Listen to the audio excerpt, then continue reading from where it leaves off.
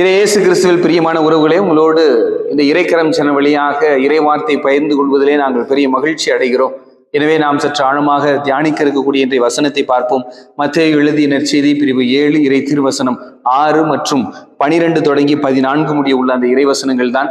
நாம் அதில் உள்ள 6வது வசனத்தை பார்க்க இருக்கிறோம். அதுல ஆண்டவர் இவ்வாறு கூறுகிறார்: தூய்மையானது எதையும் நாய்களுக்கு கொடுக்க வேண்டாம், அவை திரும்பி உங்களை கடித்து குதறும் என்று சொல்லுகிறார். மேலும் உங்கள் முத்துக்களை பன்றிகள் முன் இட வேண்டாம், எரிந்தால் அவை தங்கள் கால்களால் அவற்றை மிதித்துவிடும் என்று இறைவார்த்தை நமக்கு சுட்டி காட்டுகிறது. எனவே இன்று ஆண்டவர் 2 வகையான விலங்குகளையும் 2 வகையான பண்புகளையும் குறிப்பிடுகிறார். ஒன்று நாய், இன்னொன்று பன்றி. நாய்க்கு தூய்மையானதும் பன்றிக்கு முத்தையும் நாம் எரியக்கூடாது என்று சொல்லப்படுகிறது. ஏனென்றால் இன்று இந்த சமூகத்திலே நம்மை சூழ்ந்து இருக்கக்கூடியவை எல்லோருமே எப்படிப்பட்டவர்கள் என்பதை பார்த்து நாம் அலசி பார்க்க வேண்டும். ஒன்று, நம்மை நேசிப்பவர்கள். 2, நம்மை உத்வேகப்படுத்தக்கூடியவர், நம்முடைய கவலையில் நம்மோடு துணை இருக்கக்கூடியவர்கள். 3வது வகை மனிதர்கள் தான் இப்படிப்பட்ட நாய் பன்றி வகையினராக பார்க்கப்படுகிறது. இது எப்படி பொருள் புரிந்து கொள்வதென்றால், ஆண்டவர் இயேசு கிறிஸ்து நம்மை யாரிடமும் பேசாதே என்று சொல்லக்கூடிய ஒரு வசனமாக அமைகிறது. நீ தூய்மையானதை கொடுக்காத ஒரு மனிதனிடம், முத்தாகிய உன் வார்த்தைகளை கொடுக்காத அப்படிங்கிறது. தூய்மையானது முத்து என்பது நம்முடைய வாயிலிருந்து வரக்கூடிய வார்த்தை அப்படின்னு சொல்லப்படுகிறது. அந்த வார்த்தையை நாம் அதனுடைய மதிப்பும் மரியாதையும் தெரியாத மனிதரிடம் நாம் எரியும் போது ஏனோ நாம் தூய்மையானதை நாய்களுக்கும் முத்துக்களை பன்றிகளுக்கும் கொடுப்பவருக்கு சமமாக மாறிவிடுகிறோம் என்பதுதான் ஆண்டவர் இயேசு சொல்லக்கூடிய ஒரு மரியாதை இருக்கு. எனவே இந்த நாளிலே நாம் எதை யாருக்கு கொடுக்க வேண்டும் என்பதை ஆழமாக சிந்திக்க இருக்கிறோம். ஒன்று, பாத்திரம் அறிந்து பிச்சையிட வேண்டும் என்று பழமொழி ஒன்று உண்டு. ஒரு தங்க திருவோட எடுத்துக்கிட்டு எனக்கு தர்மம் பண்ணுங்க, நான் ஏழை என்று சொன்னால் நாம் அவருக்கு தர்மம் போடுவோமா? போட மாட்டோம். அப்ப அதே போல நபர்களை அறிந்து அவர்களை நாம் அன்பு செய்ய வேண்டும், நபர்களை அறிந்து அவர்களிடம் நாம் உறவு கொள்ள வேண்டும் என்று சொல்லப்படுகிறது. எனவே நாம் அன்பினுடைய மகத்துவம் தெரியாத மனிதனிடம் நான் அன்பை கொடுக்கிறேன் என்ற பெயர் எப்படி இருக்கும் என்றால், இதே போலதான் ஒரு நாயிடம் நான் தூய்மையானதை கொடுக்குறேன், அது என்னை கடிச்சு கொதறுது ஃபாதர், நான் இப்படிலாம் நினைக்கல ஃபாதர், அவர் என் உயிரையே கொடுக்குற அளவுக்கு அன்பு செஞ்சேன் ஃபாதர், ஆனால் அவர் என்னை எப்படி பண்ணிட்டாரு ஃபாதர், மனசு ரொம்ப கஷ்டமா இருக்கு ஃபாதர் அப்படின்னா, இதுதான் இந்த வகை மனிதர்கள் தான் நாம் இருப்போம். ஏன்னா ஒரு ஆழம் தெரியாது, ஒரு அன்பினுடைய மகத்துவம் தெரியாது. ஆனால் அவர்கள் நம்மிடமிருந்து நல்ல ஒரு முறையில் இருப்பது போல இருந்து நம்மை பிறகு கவித்து விடக்கூடிய ஒரு மனிதர்களாக இருப்பார்கள். அந்த விஷயத்தில் நம்ம தெளிவாக இருக்க வேண்டும். அதனால தான் ஆழம் தெரியாமல் காலை விடக்கூடாது அப்படின்னு சொல்லுவாங்க. ஒரு ஊரணியினுடைய ஆழம் தெரிந்த பிறகு நம்ம காலை விட்டோம் அப்படின்னா தான் நம்ம பொழைச்சி வருவோம். அது ஏற்கனவே புதகுழியா இருக்கும்போது அதுல காலை விடுறேன்னா நம்மளை இழுத்து அது உள்ளே கொண்டு போய் செல்வது போல நம்முடைய வாழ்க்கையை அதை அழித்து விடும். இன்று என் குடும்பத்துல சோகம், கண்ணீர், கஷ்டம், எதனால? பண கஷ்டத்தை விட இன்னைக்கு மன கஷ்டம் தான் அதிகமாக இருக்கிறது. நம்ம நம்புற உறவுகள் நம்மை உதாசீனப்படுத்தக்கூடியதாக இருக்கிறது. நம்ம நம்பி எல்லா உதவியும் செய்வோம், ஆனா நாளைக்கு பார்த்தீங்கன்னா அவங்க நமக்கு எதிராகவே எல்லா வேலையும் செஞ்சு முடிச்சிருப்பாங்க. காரணம், பன்றியும் நாயும் போன்ற மனிதர்கள் வகையை சார்ந்தவர்கள் தான் அவர்கள். எனவே நம்முடைய உள்ளத்தில் இருக்கக்கூடிய அந்த வேதனையை எப்படி நான் சரி செய்வது என்பதைத்தான் நாம் சிந்தித்து பார்க்க இருக்கிறோம். இந்த வார்த்தையாகிய இந்த மேலாண்மையை, இந்த முத்தையும் தூய்மையானதையும் நாம் நமக்குள் முதலில் விதைக்க வேண்டும்.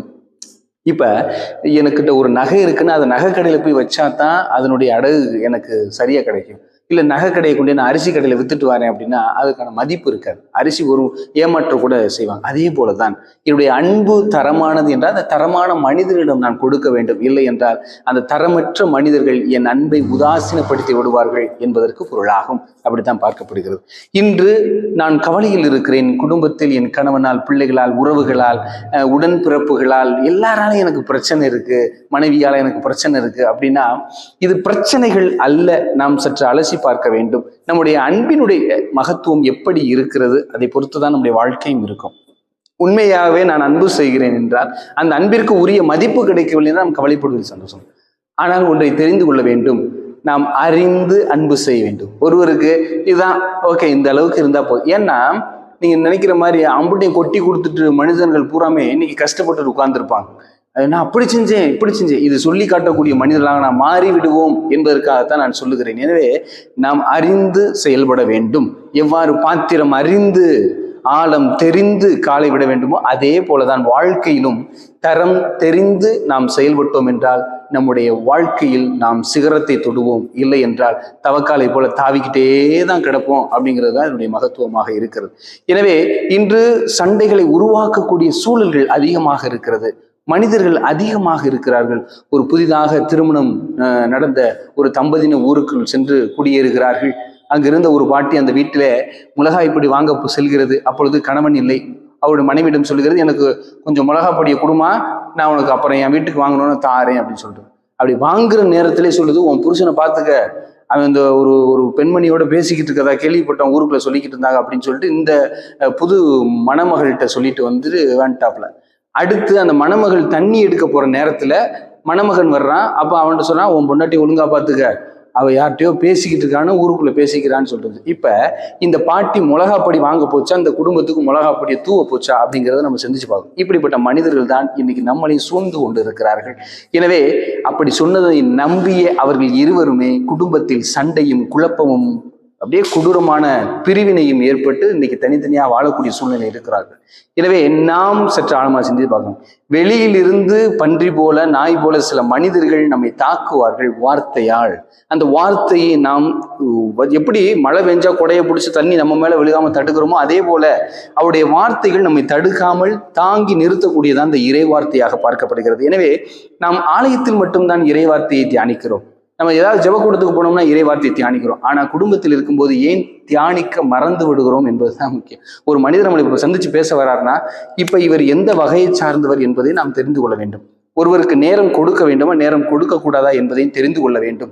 வெட்டி கதை, புரணி பேச்சு, மற்றவங்களை பத்தி பேசி வர்றவங்களா, அக்கா எனக்கு வேலை இருக்கு, அண்ணன் எனக்கு வேலை இருக்கு போங்க அப்படின்னு சொல்லி நாம் தவிர்க்கக்கூடிய மனிதராக இருந்தோம் என்றால் நாம் தூய்மையான மனிதர்களாக இருப்போம். இல்லை என்றால் நாமும் நாயாக பண்ணியாக மாறிவிடுவோம் என்பதுதான் உண்மையாக இருக்கிறது. எனவே நாம் அப்பேற்பட்ட ஒரு சூழலில் வாழ இறைவன் இன்று நமக்கு அழைப்பு விடுக்கக்கூடிய இந்த தருணத்திலே நாமும் அறிந்து அன்பு செய்யும் போது பிரச்சனை இருக்காது. இன்னொன்றை உங்களுக்கு சொல்லிவிடுகிறேன். நீங்கள் அன்பை தாராளமாக கொடுத்து விட்டு அவர்கள் உங்களை ஏமாற்றி விட்டார்கள் என்றால் கவலைப்படாதீர்கள்.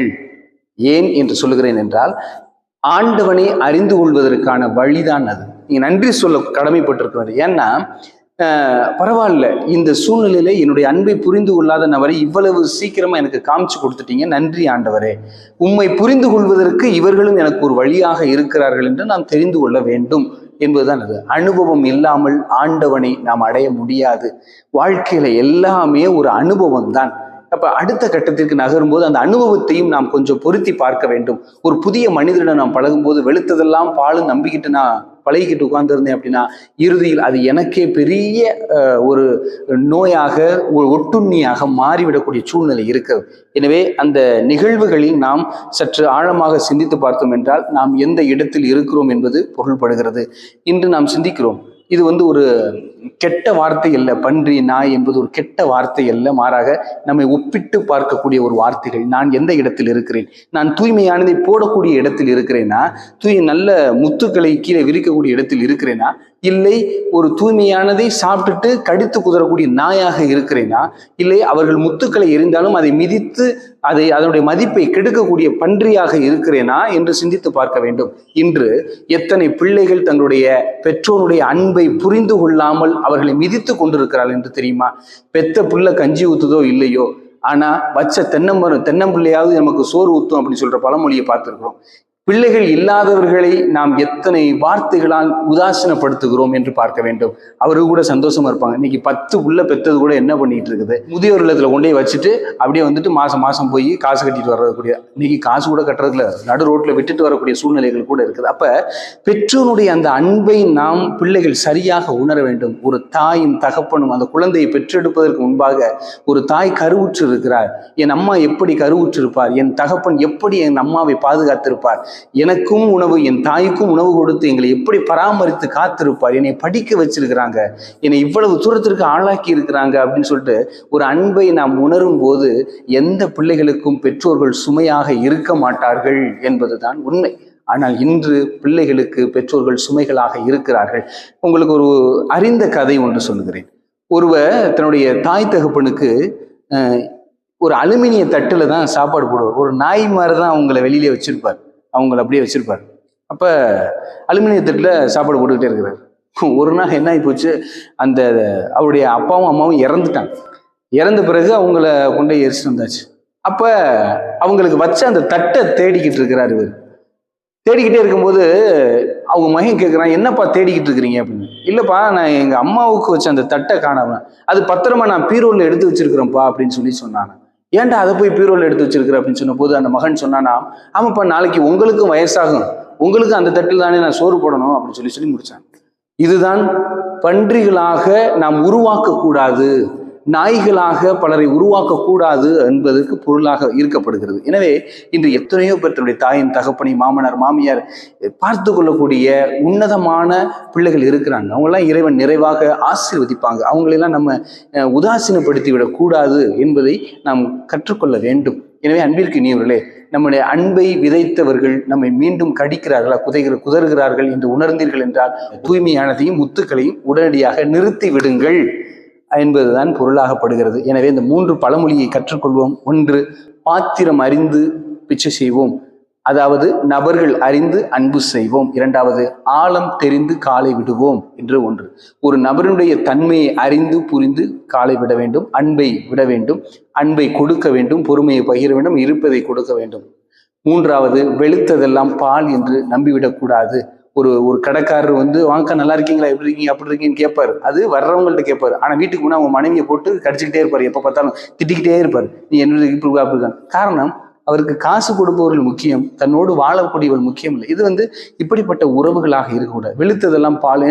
அந்த கடைக்காரங்கிட்ட நல்லா பேசுவாரு, நாங்க அந்த கடைக்கு தான் போவோம், அந்த கடைக்கு தான், அப்படிலாம் கிடையாது. அவருக்கு காசு தேவை, அவ்வளவுதான். நீங்க வரணும், அதுக்காண்டி சிரிச்சு பேசுறாரு, அவ்வளவுதான்.